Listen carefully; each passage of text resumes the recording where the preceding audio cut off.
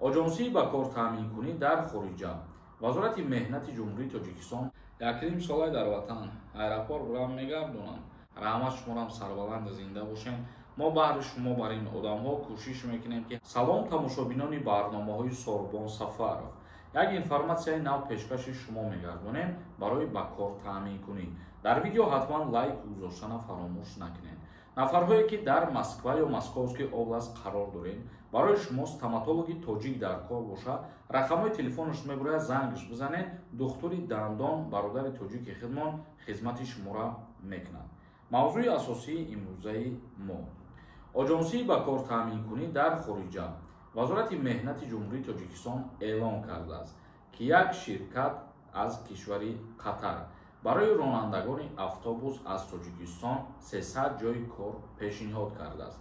با گفته منبع مصاحبه با خواهشمندان روز 13 نوامبر ساعت 11:00 در بینای آژانسی بینای 80 واقع است صورت میگیرد.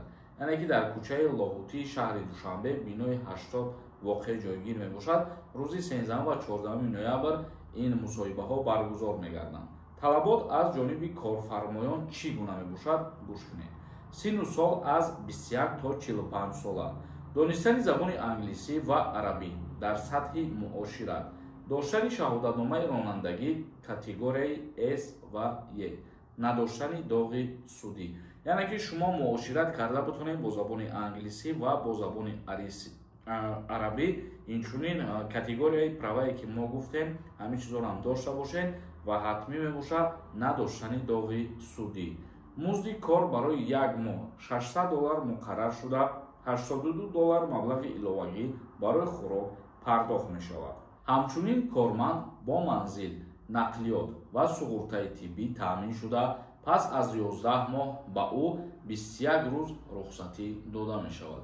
یعنی که جای خواب، خورد و خوراک همه چیز از جانب کارفرمایان تامین می شود و اینچنین بگیم تا $700 دیگر مزد معاش میتین و در یک سال 21 روز отпуска میتین برای نفرهایی که در این شرکت قطر با کار قبول میشوند کارو فعالیت میکنن با حیث راننده میتونن که رفته در وزارت مهنت مهاجرت و شغل اهالی جمهوری تاجیکستان مراجعت کنن و خودشون نامنویس کنن در حالتی که سابسیدوانی میگذارن. این بود یک اینفرماسیای نو ما خواستیم و معلومات شما برسونیم برای با کار تامین کردن شهروندان جمهوری تاجیکستان در قطر. کامنتاری های شما را میخوانیم و با سوالاتون جواب میگردونیم. یگان نفر شما خواهیم گرانتی قزاقستان بگذارین 100% و عبرت وارد روسیه شده بتونین. رقم شما میبرن زنگ شما بزنین با نرخ ارزان و دسترس شما را به دسته گرانتی میگذارونن. عبداللهیف نمیسونده. ابلا بو چی ده؟ دعوت کنی به خدمت حربی در جمهوری تاجیکستان تا حال ادامه دارد و ما چخیلی که گفتیم وقتی که پریزف به انجام برسد خداوند راضی باشه نصیب ما ویدیو میکنیم و معلومات شما میرسونیم. اسماعیل نویسنده السلام علیکم اکا. او ویدیودا کامنتاری کردم نخوندی. سوالمدا جواب دین. راستای میگم پاتنت در تاجیکستان کنی برای روسیه میشود. بله میشود. جایی که مقصد مرکز مهاجرتی گشوده شد میتونید شما با اونجا رفتن حجتاتون را پیشنهاد میکنین برای گرفتن پاتنت و میرین در فدراسیون روسیه دسترس میکنین. یعنی از اینجا پاتنت گرفتن نمیرین به فدراسیون روسیه. وقتی که رفتین رجیستراسیتون را توری کردین بعد پاتنتتون را تیار دسترس میکنین.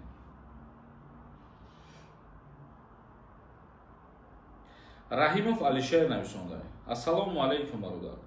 دو کودک دورو میگن خدمت میبرن تا 30 ساله روسای از برای الله همین ویدیودا مینویسم اتوید نمیتی 10 بار شید همین سوال بخشش نفرایی که بسیار سوال مینویسین و دیر جواب میگیرین عذر برادران عزیز و نفرایی که دو فرزند دارن نوابسته از سن سال شما 25 ساله هستین یا 30 ساله هستین علاقه از دعوت به خدمت حربی آزاد هستین.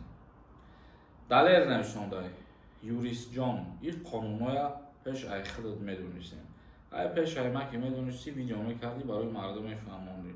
ما چیزی را که سری وقت دسترس میکنیم درباره همون ویدیو میکنیم برای مردم برای پادپیسچیکای خودمون گپ میزنیم میفهمونیم برادر.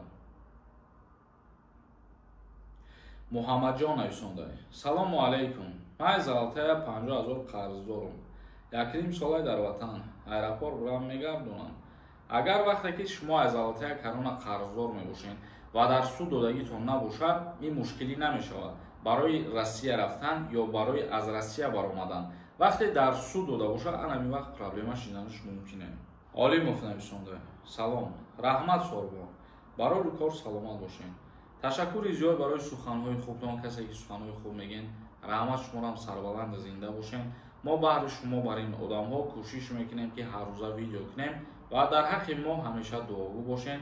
Худованд хоҳад ҳамеша каме ҳам бошад, сахми хидмонам мегузорему ягон чи пешкаши шумо мекунем, то мақсад ба фоидаи шумо бошаву ягон беҳбудиву ягон мақсад уҳдадориҳои қонуниро аз хид кунем.